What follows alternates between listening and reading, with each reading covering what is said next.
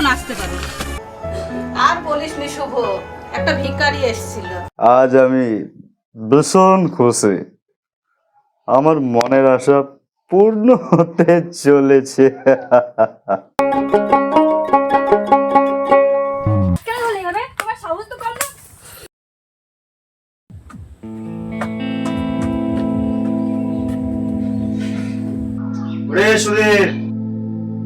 সুদীপ তো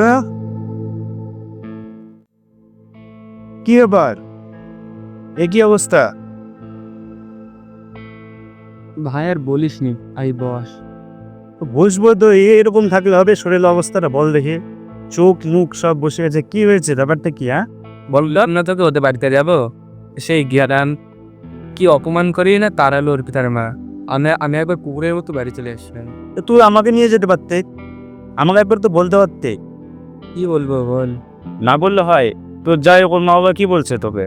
ওর বাবা মা তো দেখা করতেই দিল না, বরঞ্চ আমাকে যাতা মতো বলে অপমান করে তাড়িয়ে দিল। শোন, ওসব বাদ দে, ওর মা বাবা সেরকম ভালো মানুষ নয়, নাহলে এতদিন মেয়েটাকে থুয়ে যেতে পারতো।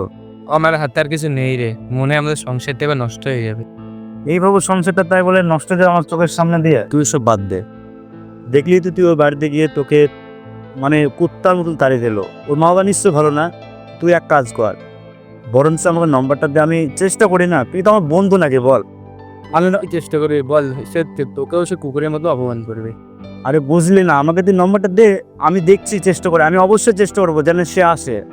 আসলেই তো ভালো না?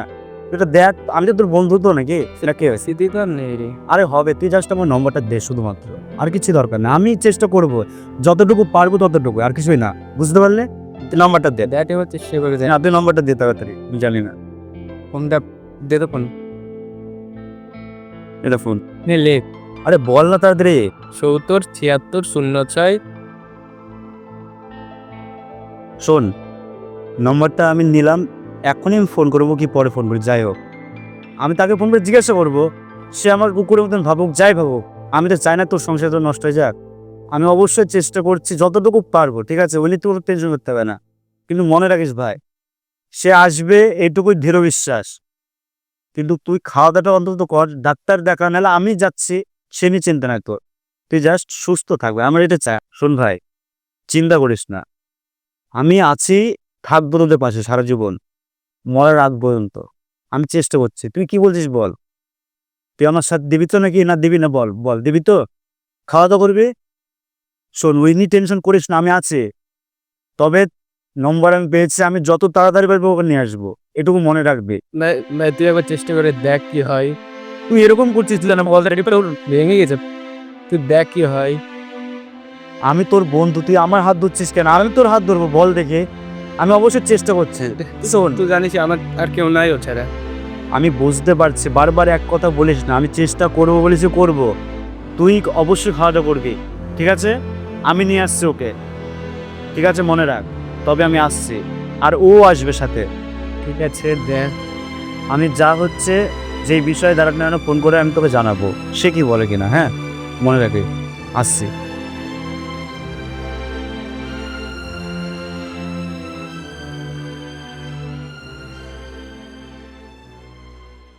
তুমি তো মেয়ের মা, মেয়েটা দিনে দিনে কি হচ্ছে তুমি দেখেছো? একটু দেখো।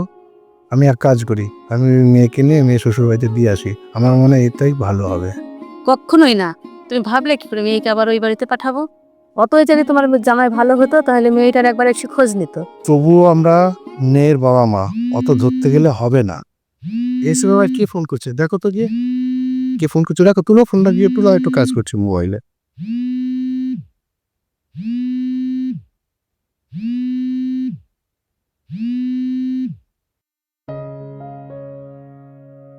হ্যালো। হ্যালো, কে? হ্যাঁ মাসিমা, আমি অর্পিতার বন্ধু বলছি। ওই নামে তো অর্পিতার কোনো বন্ধু ছিল না। বলছি কার সঙ্গে কথা বলছো? মনে হলো অর্পিতার ফোন। হ্যাঁ, অর্পিতার কোন বন্ধু ফোন পেয়েছে। তো অর্পিতার ফোন অর্পিতাকে দিয়ে দাও, তুমি কি বলছো? অর্পিতা, হ্যাঁ মা বলো, কি হয়েছে? ডাকছো কেন? এখন ফোন এসছে, কোন বন্ধু ফোন করেছে দেখ তো। করি একটু চা করো তো। তোর বৌমাকে বলো না। তুমি কতদিন তোমার হাতে চা খাইনি, তুমি একটু করো, তোমার তোমার মতো চা কেউ করতে পারে?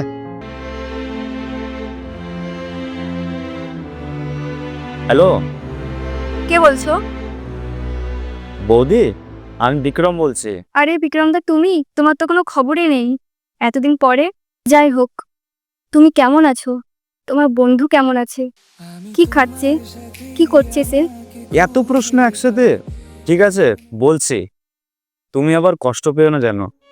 বলতেও ইচ্ছা করছে না, না বললেও না। না দাদা, তুমি সব বলো।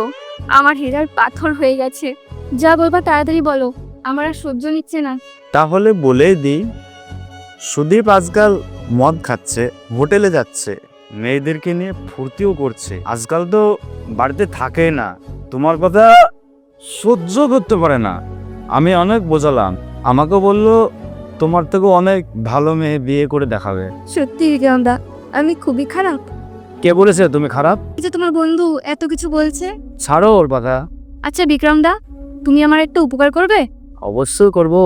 তুমি কি আমাকে একবার সুদীপের সাথে দেখা করে দিতে পারবে? একটা কথা বলবো, শুনবে? তুমি আর তোমার মাকে নিয়ে একবার দেখে যেও সুদীপ কেমন আছে, কিংবা একটু নিজেদের ভিতরে রাগজাগ হতে পারে। মা তো ওকে সহ্যই করতে পারে না ওইসব জায়গায়। না না না না না, আমি একা যাব। সেটা কিভাবে? আমি বাড়িতে কিছু না বলে একা যাব তোমার কাছে, তুমি আমাকে নিয়ে যেও। ঠিক আছে, এসো দি। আচ্ছা বিক্রমদা, তাহলে আমি এখন রাখছি। এসো বৌদি।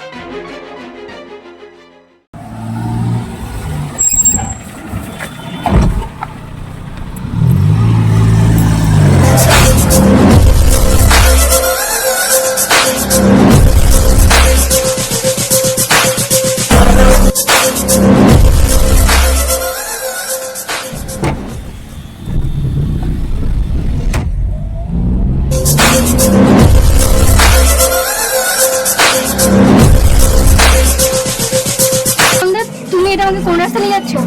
আরে চিন্তা নেই, সুদীপ যেখানে আছে আমি সেখানে নিয়ে যাচ্ছি, তোমার চিন্তা কিসের? আমি কিন্তু আছি এটা তো ওদের বাড়ি যাওয়ার রাস্তা না।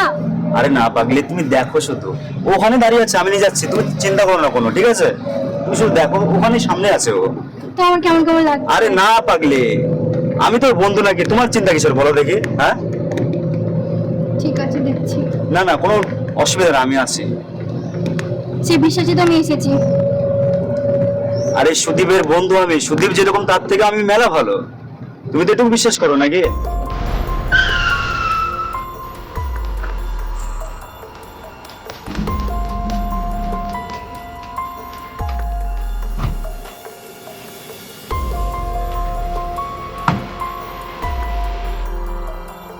আজকে তুমি শুধু নিজের চোখে দেখবে সুদীপ কি কি করে। চলো চলো তো দেখি, আজকে ওর একদিন কি আমার একদিন।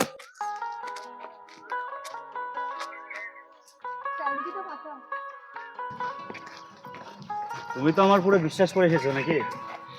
বিশ্বাস আছে বলে তো এসেছো, তো সেটা প্রমাণ হয়ে যাবে আজ সামনাসামনি। কিন্তু কোথায়, অনেকটাই তো চলে আসলাম। আরে না, এসো এই কাছে আরেকটু বেশি।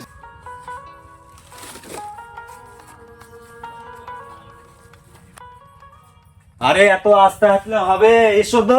তুই আমার হাত কেন ধরলে হবে? তোমার সাহস তো কম না। তুই আমাকে মারলি, ধরে হাত। আরে ছাড়ো আমাকে, ছাড়ো। এই, এবার কি হবে তো?